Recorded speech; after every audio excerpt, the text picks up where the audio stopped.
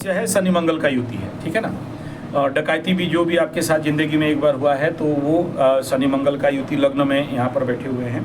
तो इसका ज़िंदगी में थोड़ा सा शांतिकरण करा देना ज़्यादा बेहतर है, ठीक है।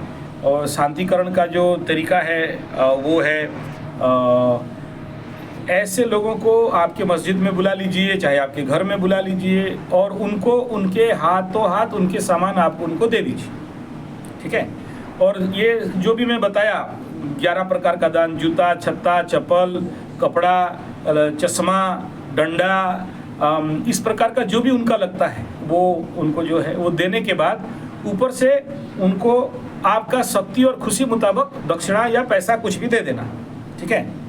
और उनसे जो भी माफ़ी मांगना जो भी आपका बनता है कि चलो अगर कोई गलत भाव है या ऐसा कुछ पूर्व जन्म का बात है तो हमें मतलब माफ़ कर दीजिए, या ऐसा कुछ भी एक भाव के साथ उनके पास मतलब उनको खुश रखना है। दूसरा ये है कि आखिरी अब तक जो ज़िंदगी बचा है उसमें जब भी ज़िंदगी में ऐसे कुछ मौका मिल जाए, ऐसे कोई आ जाए, तो आपके पास जो भी है उनको देते जाइएगा जितना संभव है। ऐसा नहीं कि बहुत बड़ा कुछ देना है, ठीक है ना। और देखिए हम पंडित होने से क्या करते हैं, संकल्प करेंगे, पूजा करेंगे, फिर दान करेंगे, है ना। तो आपके मुसलमान में आप अपना जो भी मौलवी वगैरह रहेगा भाई कुछ पाठ कर दे और उसके साथ इसका दान करवा दे कि अल्लाह को बोल दे कि मैं अगर मेरा इसे ऐसे कुछ लिया था ज्ञात अज्ञात में। क्या होता है ना गांव घरियाल में वो कुछ ऐसे लोग होते हैं ना, पैसा ला के दे देते हैं कि ये रखे रहो। आगे तो तिजोरी बैंक नहीं था ना, 50-60 साल पहले कहाँ था, नहीं था। तो लोग क्या करते हैं ना, दे देते हैं। अगला जन्म, अच्छा अगला जन्म आपका 57 ईयर के बाद, मतलब उस समय तो और भी नहीं होगा। तो कोई आपको दे दिया पैसा और सोचिए कि वो मर गया, आपसे आके वापस नहीं लिया, तो आप ऋणी हो गए। आप बोलोगे हम मुसलमानों में तो भाई पूर्व जन्म होता नहीं है, क्या बात कर रहे हो, ठीक है ना। अच्छा चलो वो भी नहीं है मान लो, तो फिर ये जो ग्राहिक पेंडिंग आपके किस्मत में ये जो तारे सितारे आके बैठे, ये यही कह रहे हैं कि कहीं ना कहीं से एक ऋण है जो इस जन्म में अगर आप चुका देते हो तो यहाँ से इस प्रकार का डकैती, चोरी, या देखिए ये दोनों एक घर में जहाँ बैठते हैं तो जिंदगी में बड़े रोग भी बना देते हैं, ठीक है। तो अच्छा अगर ऐसे नहीं हो आगे बोल के ये चीज़ आपको ज़िंदगी में करा देना है।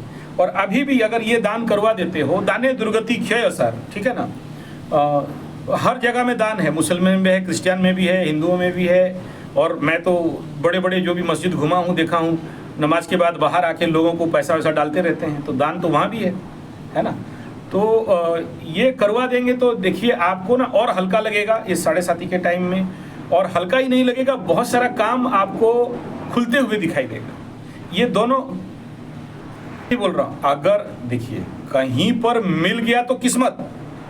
देखो सर, अगर तारे सितारे आपके घर में आके बैठे हुए हैं, अलग अलग भी कर सकते हैं, है ना। आपको 12 बार मिला तो 12 बार कर दिए, या फिर कोई ऐसे स्कूल में चले जाइए, या कोई कॉलेज होगा, आगरा साइड में ऐसे कॉलेज हैं, और भी बहुत सारे जगह में बड़े बड़े कॉलेजेस हैं, तो आसपास घूमते रहते हैं। मंदिर मस्जिद में भी पास घूमते रहते हैं, चर्च गुरुद्वारे में भी घूमते रहते हैं। तो अगर आप अल्लाह को प्रार्थना करो कि मेरे को ऐसा आदमी दे दो, वो दे देगा। मैं देखा हूँ बहुत लोगों का हम कराते हैं, हमारे पास तो मैं सब बोलने से तो छोटा मुँह बड़ा बात हो जाएगा।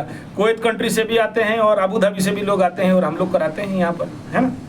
तो ये इम्पॉसिबल कुछ भी नहीं है, या तो एक साथ करा दीजिए या तो अलग अलग कर दीजिए, काउंट करा लीजिए कि 12 को कराना है ना। आपके लिए गुरु चांडाल का रेमेडी अगर कर्म स्थान में, देखिए आप जैसे बोल रहे हो कि मेरा काम रुक गया है, मिल नहीं रहा है ना, तो चंद्रमा से कर्म स्थान में गुरु चांडाल बना के बैठा है। ये बुरा नहीं है, बहुत अच्छा है। कर्म क्षेत्र में गुरु चांडाल मतलब आपको कोई हरा नहीं सकता, इस शक्ति में इतना ताकत रहता है, ठीक है ना। लेकिन अगर कर्म क्षेत्र में ये बाधा सृष्टि हुआ है और जैसे जैसे पुराने हुए और ये बढ़ा, इसको हमारे हिंदू कल्चर के अनुसार हम लोग क्या कराएंगे, इसको गुरु चांडाल का शांति करवाएंगे, ग्रह पूजा करवाएंगे। अभी जो पूजा नहीं कर सकता है उसके लिए क्या रेमेडी देंगे। गुरु माने ब्राह्मण, पंडित, जो भी मौलवी मुल्ले रहते हैं ना, वो नमाज वगैरह पढ़वाते हैं ना मस्जिद में, बड़े बड़े दाढ़ी वाले, है ना, तो वो हो गए आपके गुरु, ठीक है, ओके। और राहु मीन्स जो भी वहाँ पे मंदिर में मस्जिद में जो झाड़ू वगैरह करते हैं, सफाई करते हैं, सफाई कर्मचारी लेटरिन बाथरूम साफ करते हैं, है ना। तो ये दोनों हो गए, है ना। तो आपके धर्म के अनुसार ये दोनों को मतलब इनके साथ जो भी आपका दान कर्म है या उनको खुश रखाना, उनको खिलाना पिलाना। अच्छा तो मौलवी को क्या खिलाओगे? मीठा।